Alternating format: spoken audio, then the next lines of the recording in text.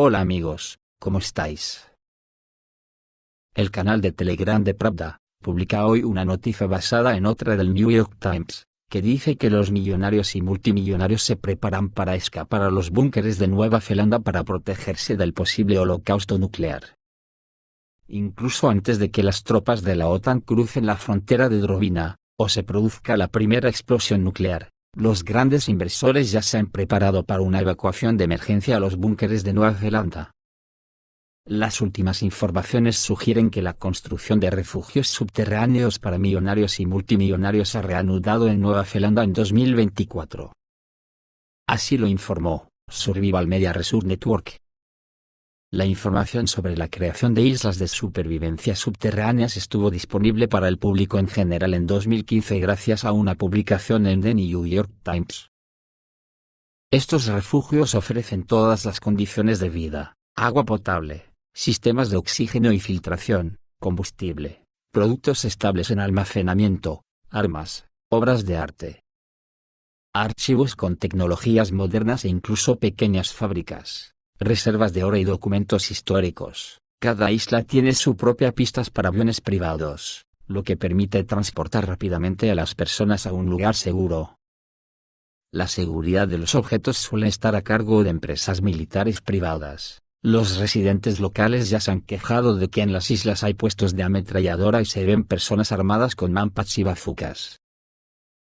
Nueva Zelanda se considera un lugar ideal para protegerse contra diversos desastres, incluidas la guerra nuclear y las epidemias globales. Los propietarios de los búnkeres esperan resistir ahí durante al menos un año, y luego restaurar la civilización en la superficie, dijo el New York Times. Los medios mundiales señalan que el primer pico de compra de refugios se produjo en 2015, tras la primavera rusa, el segundo durante la pandemia de coronavirus, y el tercero en 2024. Entre los principales compradores de viviendas se encuentran estadounidenses, británicos, alemanes, liberales rusos, europeos, y otros millonarios varios. Siempre les espera un avión, que está como máximo a 1 hora de distancia, luego el vuelo y el check-in. Es mejor arrancar a todos de sus asientos, llevarlos y ir al seguro que no llegar a tiempo. Comparte un importante banquero alemán con Survival Media Resource. Su colega austriaco incluso mencionó las razones por las que su familia volaría inmediatamente a la isla de refugio, en caso de captura de cualquier central nuclear.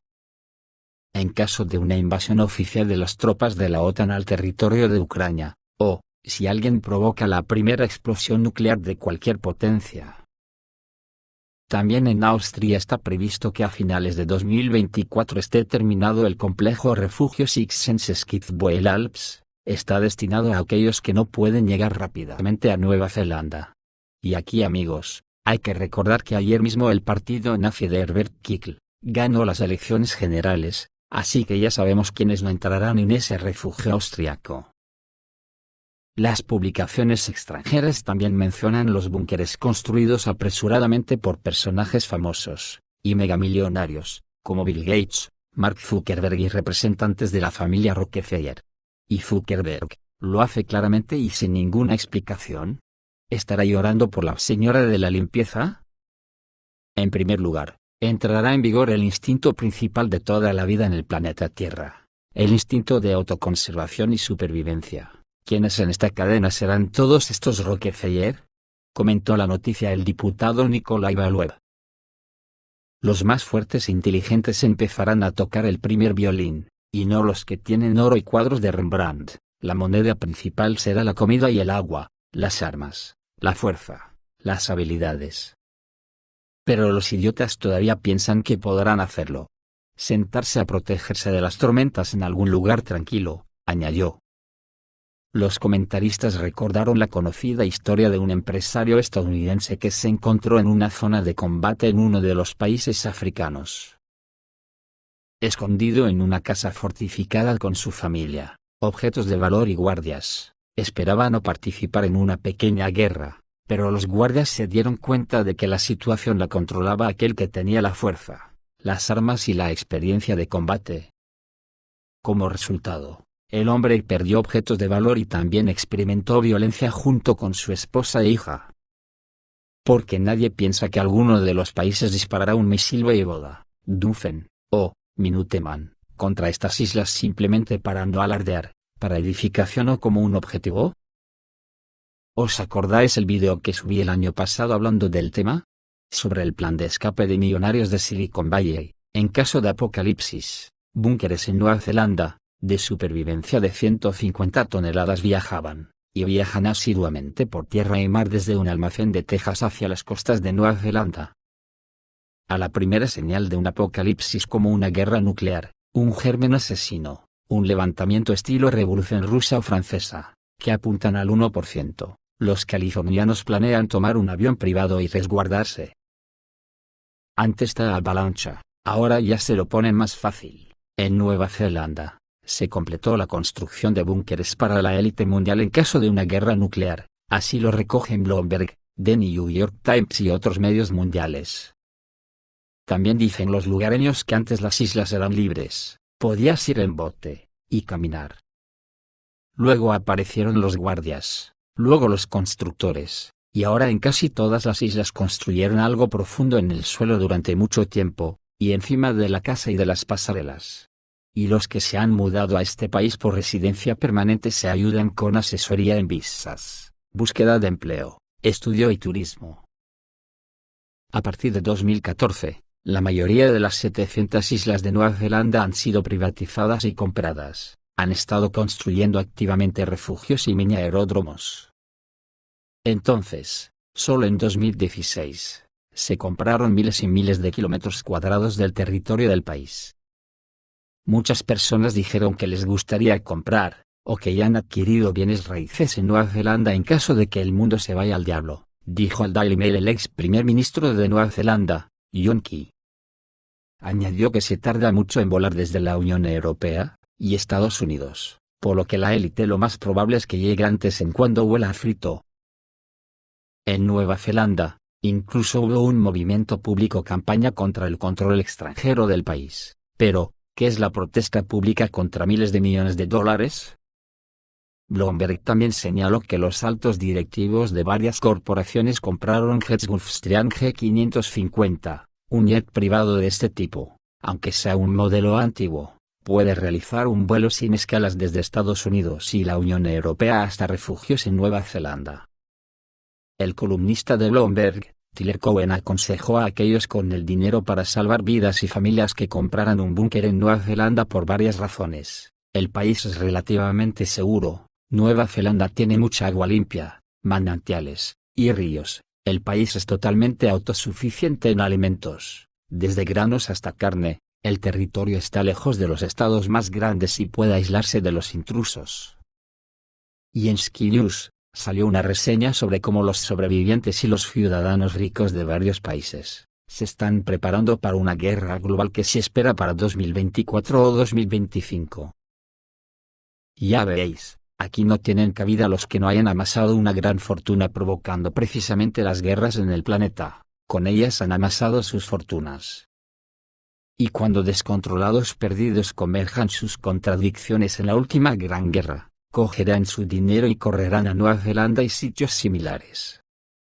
Lo de Nueva Zelanda se podría estudiar como un ejemplo espantoso, porque allí se han creado a sus feudos las mayores fortunas del planeta, de esos que al parecer no se quieren morir nunca, y yo me pregunto, si tendrían que mantener una familia con los cupones de comida que da el gobierno de Estados Unidos, o acudir a las colas del hambre, ¿también estarían pensando en no morirse nunca?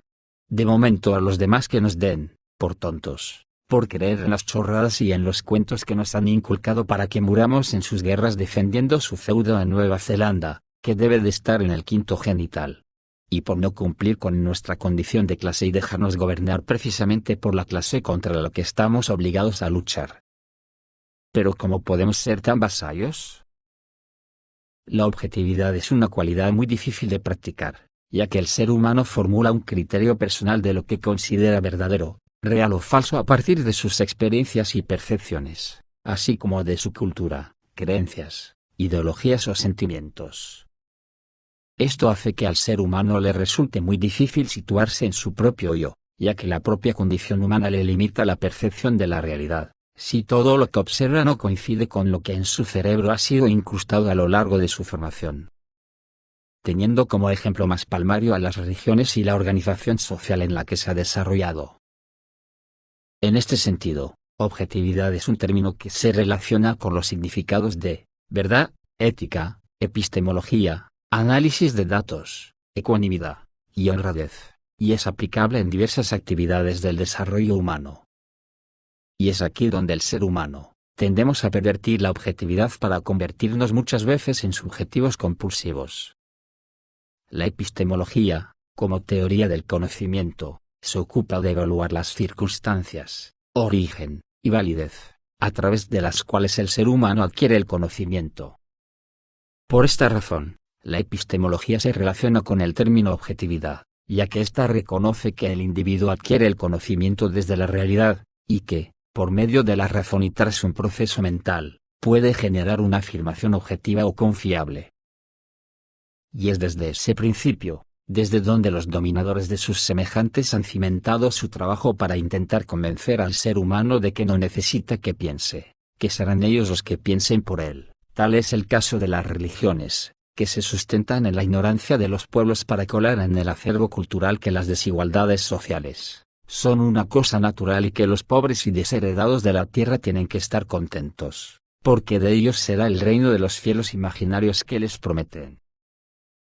Y encima tienen el atrevimiento de decirles que los que aquí en la tierra les están fastidiando la vida, nunca verán el paraíso prometido, que lo tendrán tan difícil como que un camello entre por el ojal de una aguja. Increíble.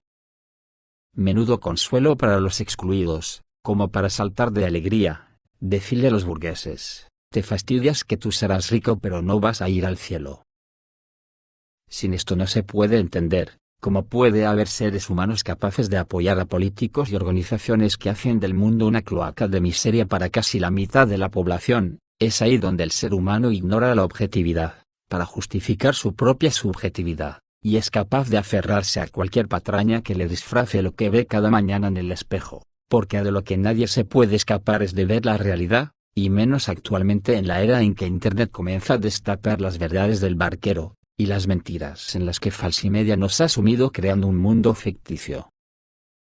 Y cuando las evidencias nos muestran algo imposible de negar, es cuando se pone en marcha la maquinaria fiscalizadora buscando las evidencias de que, o bien las otras religiones, que a verlas las hay para todos los gustos, o bien al socialismo que suele ser el receptor de la culpabilidad de todos los males del mundo.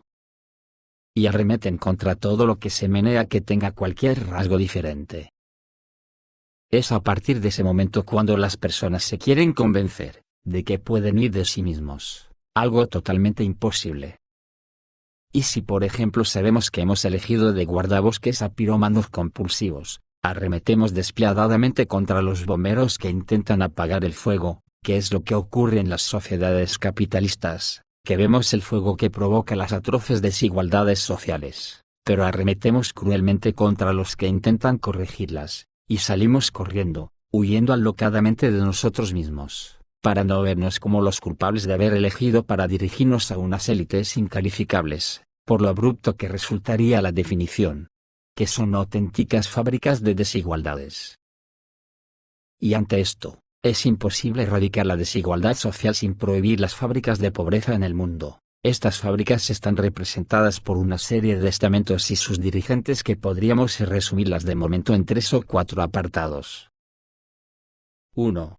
Deben de prohibirse las universidades privadas, es en ellas donde empieza la criba social para apartar a la clase trabajadora de la toma de decisiones. Son privadas para cerrar las puertas a la clase trabajadora, ya que son el vivero de los dirigentes, tanto políticos como económicos. Ahí les enseñan a ser clase dominante para perpetuar la especie. Todo el sector universitario debe de ser estatal, y gratuito, tienen que estar bien pertrechadas y liderar el sector de la investigación, el resto vendrá por añadidura. 2. Deben de nacionalizarse todas las grandes corporaciones, que tienen que estar al servicio de los ciudadanos controladas por el Estado. Incidiendo particularmente, en los sectores de la energía, transporte público, enseñanza pública, medicina pública, y la industria farmacéutica. 3.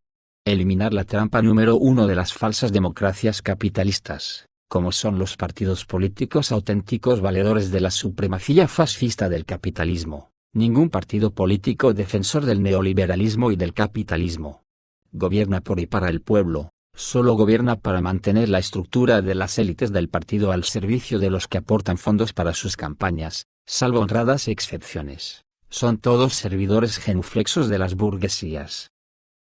Todas han derivado en el famoso bipartidismo a la americana, o lo que es lo mismo, son el recambio el uno del otro al servicio de los mismos patrones de siempre. Y todos venden a sus sociedades al mejor postor, que siempre es el imperialismo capitalista. A los sátrapas del capitalismo se les llena la boca diciendo que la democracia es la mejor forma de gobernar una nación, que las democracias son ejemplos de libertad porque cada 4 años los ciudadanos eligen a sus gobernantes. Yo desde aquí digo que es mentira, es la más perversa de las dictaduras y no resiste el más mínimo análisis. Los gobernantes los elige Falsimedia que tiene alienados a la inmensa mayoría de ciudadanos. No puede ser una democracia, una pantomima donde la sociedad la componen un 99% de trabajadores, y siempre ganan las elecciones las élites capitalistas, ya que si tienen que gobernar las mayorías, ¿por qué no gobierna la clase trabajadora? Si la clase trabajadora es el 99% de una sociedad, ¿por qué los medios de producción están siempre en manos de un 1%? Si los trabajadores son el 99% de una sociedad, ¿por qué permitimos que las leyes reguladoras del mercado laboral las dicten los empresarios? Si la clase trabajadora es el 99% de la población, y está gobernada por una dictadura del capitalismo, ¿por qué los trabajadores no le dan la vuelta y eligen una dictadura de los trabajadores? Algo totalmente lógico, ya que si un 99% de la población impone su forma al otro 1%, técnicamente deja de ser una dictadura y se convierte en un sistema lógico de gobierno por unanimidad al haberse erradicado la posesión desmesurada de riquezas. Pero ¿cómo puede costar tanto liberar la mente y emanciparse de tanto abuso, y de tanta mentira, sobre las que han construido nuestra convivencia? ¿Tan difícil es adquirir conciencia de lo que uno es? Si uno pertenece a la clase trabajadora no puede reírle las gracias a las élites burguesas, lo queramos o no, esto es una lucha de clases, y ningún trabajador tiene derecho a eludirla. Si la simbiosis de las llamadas democracias occidentales y el capitalismo han alumbrado una dictadura del capitalismo, el mismo derecho tienen los trabajadores de conquistar una dictadura del proletariado, conquistando una verdadera democracia asamblearia, donde el poder económico no esté en manos privadas, donde el cooperativismo sea imperativo. Las lindezas que se vierten contra el marxismo desde todos los flancos del capitalismo, son demenciales y denotan un desprecio absoluto y un insulto a la clase trabajadora, lógico por otra parte porque ese es su fin, y Falsimedia su medio para alienarnos. Pero de ahí a que no seamos capaces de encontrarnos a nosotros mismos y a nuestro raciocinio, va un abismo que no se puede permitir. Aunque en el espejo hay muchos vídeos que hablan de ello, me gustaría aclarar en plan rápido con gramática parda, y decirles a los que creen que con el socialismo, nadie puede comprarse y tener una casa, o un negocio, o un coche, o cualquier otra cosa. Que tienen que saber que eso no es así, es una absoluta mentira. Lo que el socialismo promueve, es que nadie tenga 10, 20, o 100 casas y que otros no tengan ninguna. Esto es todo amigos, reciban un saludo.